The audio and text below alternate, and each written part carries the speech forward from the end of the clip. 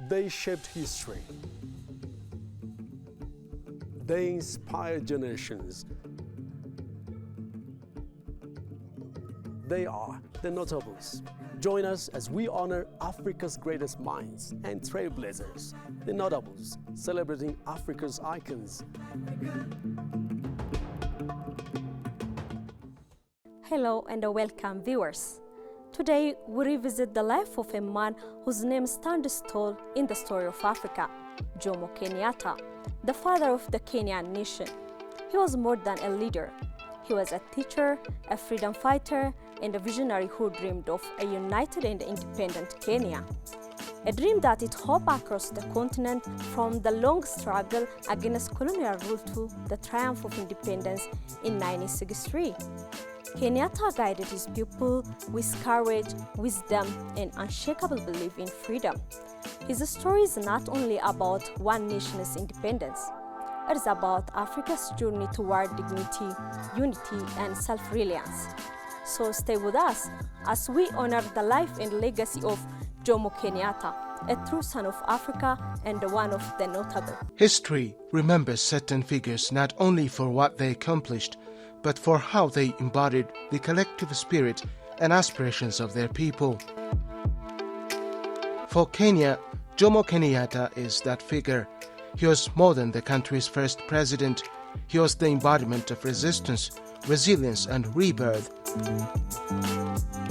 His journey from a small Kikuyu village to the presidency of an independent nation reflects the struggles of his people under colonial domination, their fight for freedom, and their quest for unity and self-determination. Kenyatta's life is a story of paradoxes: a traditionalist who embraced modern politics, a nationalist accused of authoritarianism, and a symbol of unity whose leadership sometimes deepened divisions. Yet these contradictions also make him deeply human, a leader shaped by immense historical pressures and the monumental task of forging a new nation.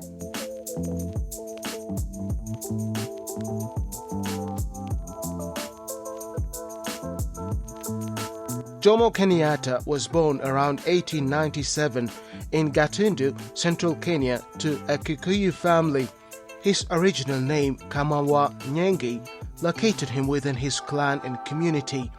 The Kikuyu, Kenya's largest ethnic group, lived in the fertile Central Highlands, farming crops such as millet, bananas, and sweet potatoes.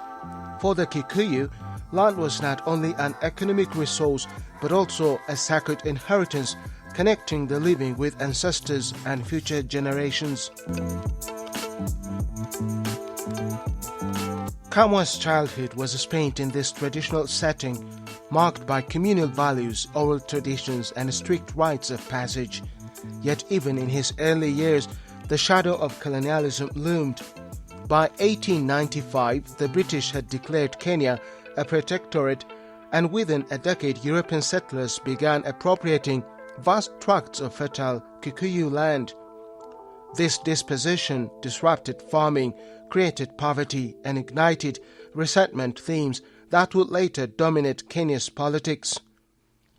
At the Church of Scotland Mission at Thogoto, Kamawa encountered Christianity and formal schooling. Baptized as Johnston Kamawa, he entered the colonial system, but also acquired tools to challenge it.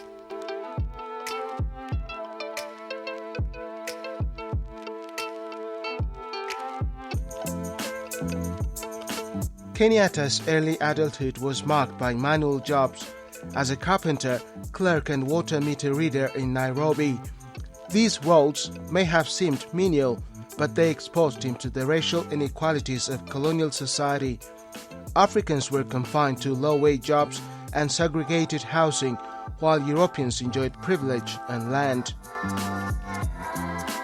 Kenyatta immersed himself in books, discussions, and debates about African rights.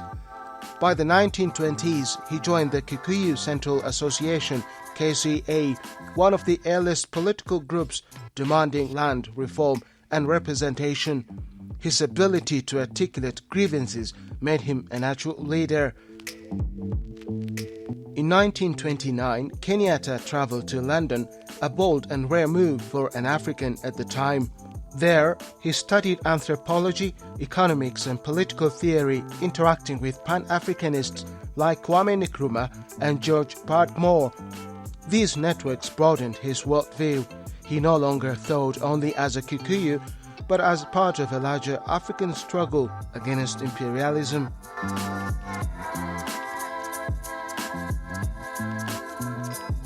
During this period, he adopted the name Jomo Kenyatta. Jomo meant burning spear, a symbol of resistance and power, while Kenyatta referred to a traditional beaded belt signifying cultural identity. The reinvention was more than personal branding, it was the birth of a political identity capable of speaking for a nation. In 1938, Kenyatta published Facing Mount Kenya, a groundbreaking anthropological account of Kikuyu society. Written with scholarly rigor, the book challenged colonial stereotypes that depicted Africans as primitive. Kenyatta described Kikuyu governance systems, marriages, customs and spirituality as complex, orderly and rational. The book was a manifesto disguised as anthropology. At a time when European academics dismissed African traditions, Kenyatta declared that African cultures possessed wisdoms and dignity. He also criticized the destruction caused by colonial land seizures and missionary influence. Facing Mount Kenya remains both a cultural defense and a political weapon, asserting that Africans had a civilization worth defending and governing themselves. Kenyatta returned to home in 1946, stepping into a Kenya where resentment against colonial policies had reached boiling point. Africans were excluded from meaningful political participation, forced into menial labor, and stripped of their land. The Kenya African Union (KAU) emerged as a major platform for demanding reforms, and in 1947, Kenyatta was elected its president. Under his leadership, KAU became a mass movement. Kenyatta traveled across the country urging unity beyond ethnic divisions. He spoke of uhuru, freedom, as the ultimate goal.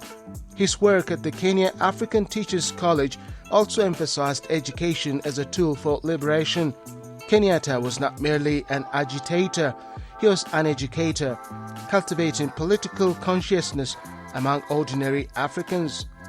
Yet tensions mounted. Settlers were unwilling to concede land or power, and Africans grew impatient with empty promises of reform.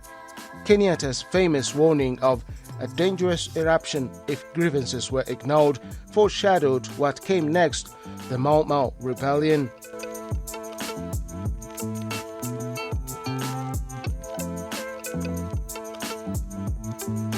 The Mau Mau Uprising 1952 to 1960 was a war fought primarily by Kikuyu fighters who retreated into forests to wage war against colonial forces.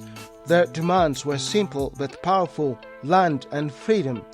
Though Kenyatta consistently denied leading Mau Mau, the British accused him of being its mastermind. In October 1952, he was arrested with 5 other nationalists and put on trial in Kapenguria.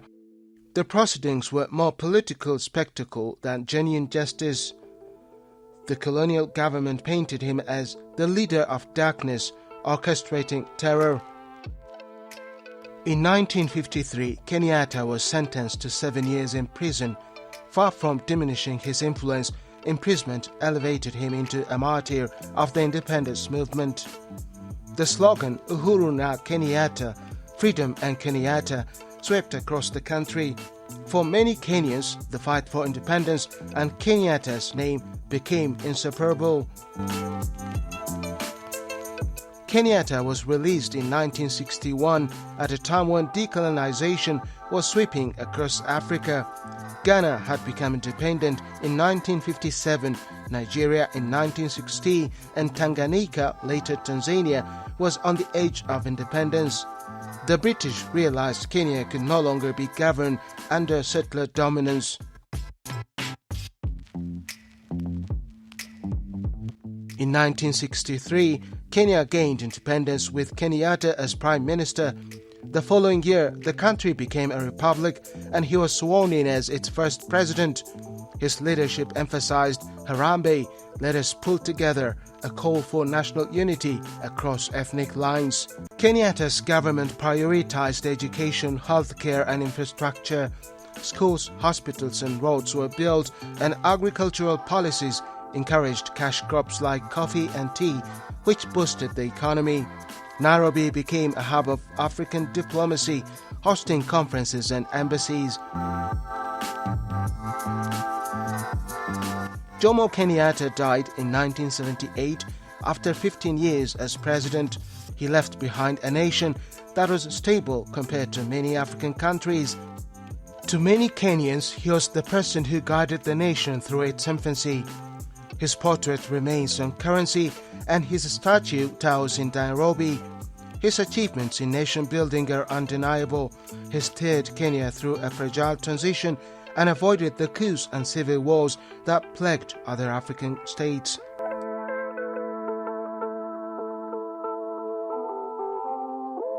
Kenyatta remains the burning spear that lit the path to independence.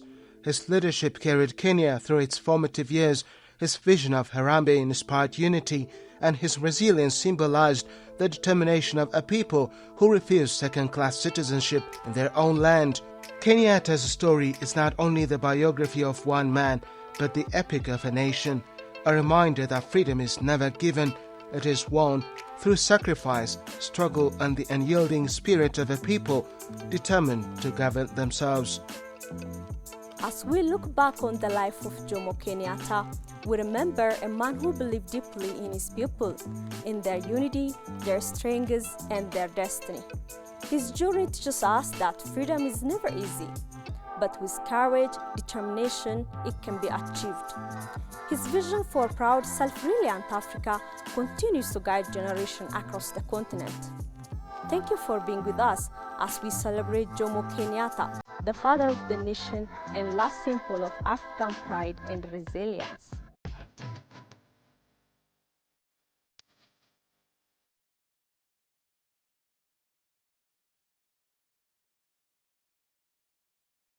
They shaped history.